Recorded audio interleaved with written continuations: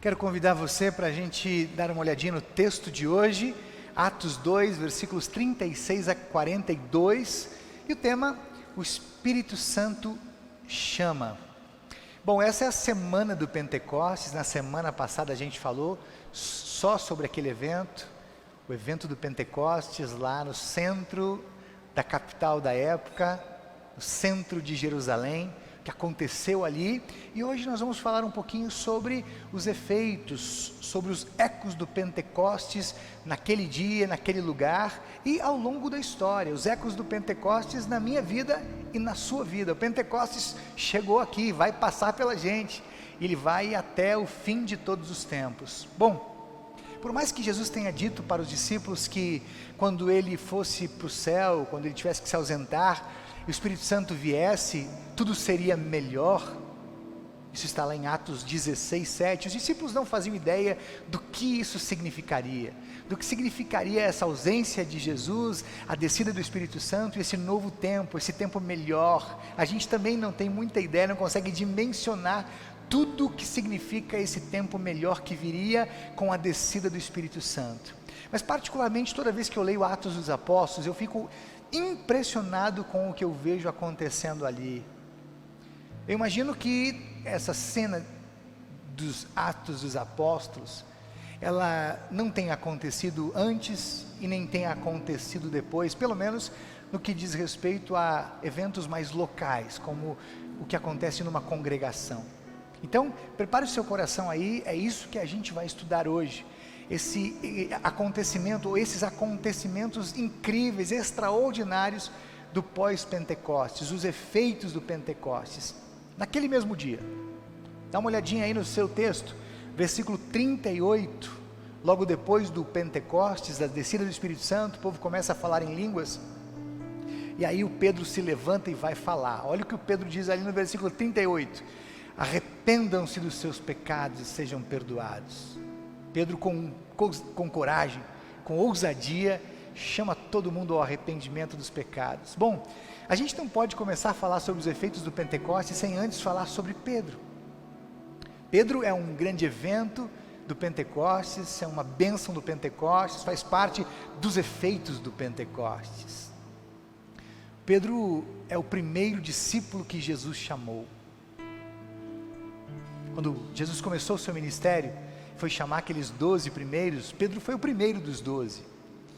Eu fiquei imaginando a cena, quando preparava essa mensagem, mais ou menos assim, Jesus chegando para Pedro e perguntando: Pedro, você quer me seguir?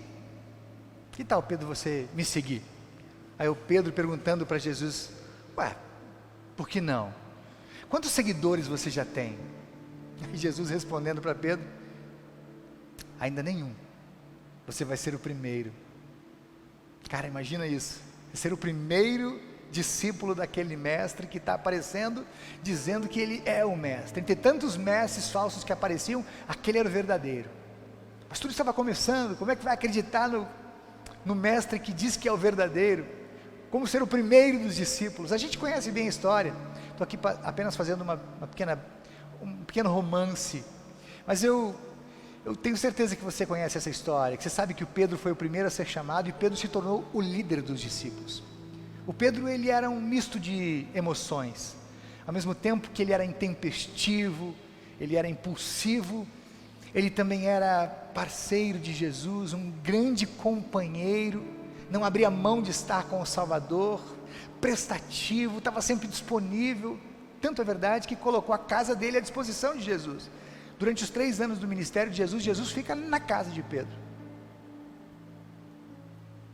Mas infelizmente, o que marcou Pedro, a vida de Pedro, a história de Pedro, não foi todo esse gesto carinhoso, toda essa prestatividade, não foi todo esse jeito parceiro que ele tinha, de estar sempre com Jesus, de cuidar dos discípulos todos, de integrar todos.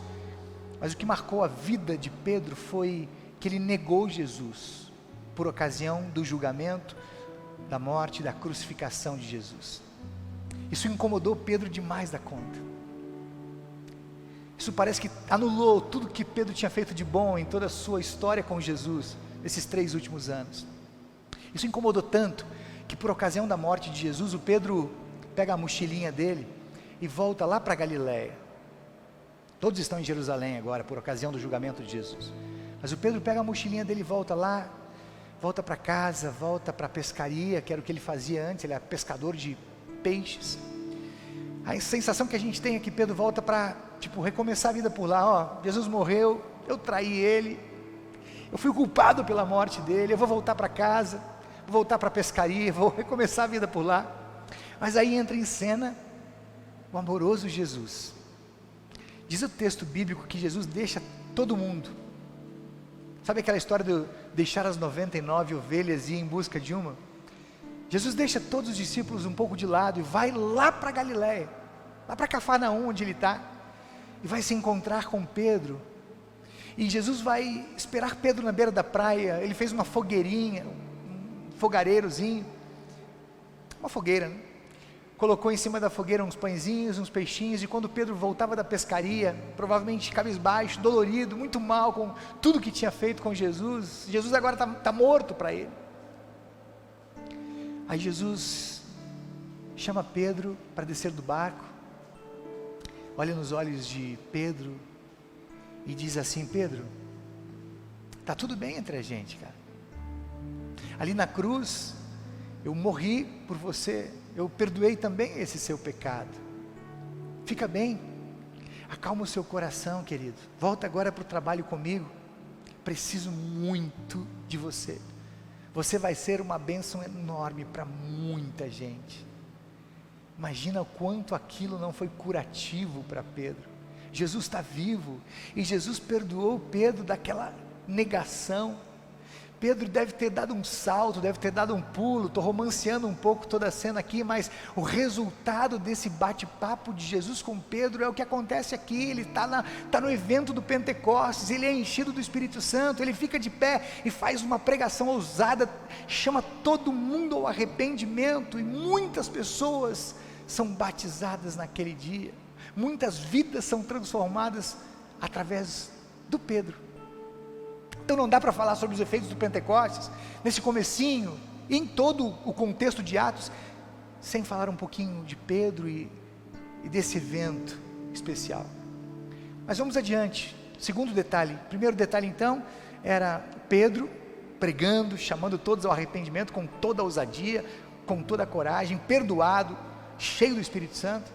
E agora o Pedro vai dizer no versículo 39, nessa mesma mensagem, que é Deus quem chama, é o Espírito Santo que chama todo mundo. Pedro está falando ali, está pregando a palavra, mas quem está chamando é o Espírito Santo. Diz o texto no versículo 14, que Pedro fica de pé, pede silêncio para todo mundo, está uma muvuca, é muita gente, porque o que aconteceu dentro do cenáculo. 120 discípulos estavam fechados, meio que trancafiados ali. De repente eles começam a falar em línguas e gente de toda a cidade se avoluma ao redor ao redor do cenáculo. E aí Pedro pede calma, pede para todo mundo fazer silêncio, e em voz alta ele fala para todo mundo, faz uma mensagem incrível, impactante, chocante. Pedro, nessa pregação, ele fala sobre o seu relacionamento com Jesus. Deve ter se emocionado por causa daquela cena. Ele fala do amor de Jesus, ele fala do perdão de Jesus na cruz. Pedro, nessa mensagem, fala sobre o Espírito Santo, e dizendo para as pessoas que tudo que as pessoas estão vendo ali, naquele momento, era a ação do Espírito Santo. O Espírito Santo estava agindo na vida de todo mundo. Era um acontecimento promovido pelo Espírito Santo de Deus. E ao final da sua pregação, corajosa, ousada, o Pedro faz um apelo, ele faz um chamamento para que todos se arrependam dos seus pecados, e para que todos sejam batizados nas águas e sejam ungidos com o Espírito Santo. Querido, sabe o que acontecia com as pessoas quando o Pedro pregava a palavra cheio do Espírito Santo? Eu vou repetir. Sabe o que acontecia com aquela multidão de gente quando Pedro pregava a palavra cheio do Espírito Santo? O próprio Espírito Santo passeava no meio daquela multidão e pessoalmente chamava as pessoas para uma vida com Jesus. Pessoalmente chamava as pessoas, o Espírito Santo. Pedro falava e o Espírito Santo tocava corações, chamando todo mundo para uma vida com Jesus, chamando para o arrependimento, chamando para uma nova vida, um batismo no Espírito Santo. Versículo 39, Pedro dizendo lá: pois essa promessa é para vocês, é para os seus filhos, é para todos que estão longe, isto é, para todos aqueles que o Senhor Deus chamar. A promessa é para todos que Deus chamar, é para todos que o Espírito Santo chamar. É o que o Espírito Santo estava fazendo ali, enquanto Pedro pregava a palavra, o Espírito Santo estava chamando todo mundo.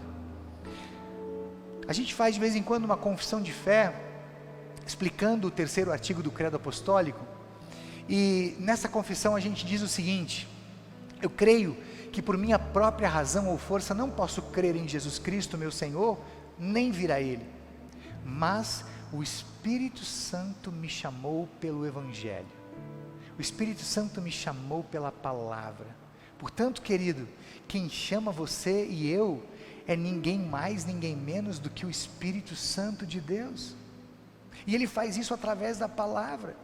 O Espírito Santo chama você e eu para uma vida com Jesus, chama você e eu para o arrependimento, para um recomeço, para voltar ao primeiro amor. Ele chama o tempo todo, Ele chama a gente para se relacionar com Jesus, e chama o tempo todo para a gente recomeçar com Jesus, para a gente fazer isso todos os dias, para a gente se encontrar, para a gente ouvir a palavra, para a gente cantar, para a gente louvar, para a gente se ajuntar como está acontecendo aqui agora. Quem chamou você para cá não foi o convitezinho, não foi um amigo, foi o Espírito Santo que usou algum meio para que você viesse, para que você estivesse. Isso sempre acontece.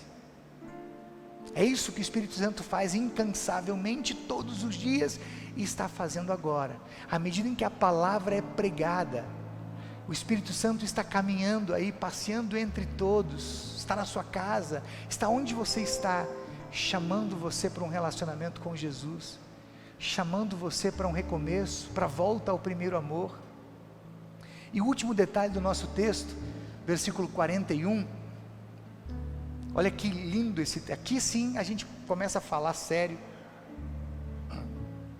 sobre uns efeitos extraordinários. O versículo 41 diz que muitos creram na mensagem que Pedro pregava, foram batizados, e naquele dia, quase 3.000 pessoas foram batizadas e juntadas ao grupo de seguidores de Jesus. Para fechar com chave de ouro, o Lucas, que escreveu Atos dos Apóstolos, ele fala sobre esse impressionante efeito do Pentecostes. É claro que a gente não pode desconsiderar o que aconteceu até aqui, os discípulos cheios do Espírito Santo, falando em línguas, o ajuntamento da multidão ali ao redor do cenáculo, Pedro cheio do Espírito Santo falando, pregando a palavra. Mas o que Lucas descreve como tendo acontecido na sequência dessa pregação de Pedro, é aquilo que lá no começo eu disse que eu imagino que jamais tenha acontecido antes, e jamais tenha acontecido depois, pelo menos no que diz respeito às congregações locais, o que acontece numa congregação. Eu sei que na África, muita gente é convertida todos os dias, muitas pessoas se tornam cristãs, são batizadas, mas eu não consigo imaginar uma cena como essa, e isso acontecia todos os dias, diz a palavra. Olha o que diz no versículo 41, naquele mesmo dia, quase 3.000 pessoas se arrependeram dos seus pecados, foram batizadas e se juntaram ao grupo de seguidores de Jesus. Tente imaginar comigo esse fenômeno, quando Jesus começa o seu ministério, que era só ele, daqui a pouco chama Pedro, daqui a pouco chama 12, eram os 12 discípulos, 12 apóstolos, e ele fica com esses 12, ensinando eles, caminhando com eles por um tempo. Daqui a pouco são 70, e diz a palavra que Jesus então manda esses 70, dá uma missão para eles, envia eles para que eles vão, falem de Jesus e voltem. Agora, no contexto do Pentecostes, no auge do ministério de Jesus, são 120 reunidos no cenáculo, conforme Atos 1:15. Mas de repente, num piscar de olhos, ainda naquela manhã, são quase 3.000 pessoas batizadas e juntadas ao grupo de seguidores de Jesus. De 120 para 3.000, você tem ideia do que significa isso? E mais, se pode ser mais interessante, no versículo 47 do nosso texto, o Lucas, que escreve Atos, vai dizer que isso acontecia todos os dias. Todos os dias o Senhor acrescentava aqueles que iam sendo salvos. Agora os discípulos já não cabem mais no cenáculo, e nem devem caber. Na verdade, eles não devem caber nem em Jerusalém, porque a ideia do Pentecostes é essa, os efeitos do Pentecostes precisam se espalhar mundo afora, precisam chegar no ano 2021, precisam encontrar todas as pessoas desse tempo e além desse tempo. Queridos, quantas pessoas hoje, exatamente hoje, dia 30, é isso? Hoje, dia 30 de maio de 2021, quantas pessoas hoje, agora, estão se arrependendo dos seus pecados a partir da pregação da palavra? Quantas pessoas hoje, exatamente agora, estão sendo batizadas nas igrejas mundo afora? Quantas pessoas estão voltando para Jesus, estão recomeçando com Jesus a partir da palavra, estão voltando ao primeiro amor? Imagina só se isso acontecesse num ajuntamento só, numa congregação, só aqui em Brasília, se todos os efeitos do Pentecostes se desse aqui nessa igreja, nesse bairro, não ia caber gente. Eu tenho certeza que hoje o fenômeno do Pentecostes, os efeitos do Pentecostes ainda acontecem mundo afora, e deve estar acontecendo com alguém ou com todos que estão aqui. Quantas pessoas nesse grupo, de aí quase 200 aparelhos conectados, quantas pessoas hoje, a partir da palavra, não estão sendo tocadas, estão se arrependendo, estão querendo recomeçar, estão sentindo os efeitos do Pentecostes? Vou terminar essa mensagem dizendo, querido, que desde o Pentecostes, aquele lá de Jerusalém, até hoje, o Espírito Santo incansavelmente tem chamado pessoas diariamente, todos os dias, o dia todo, para uma nova vida com Jesus.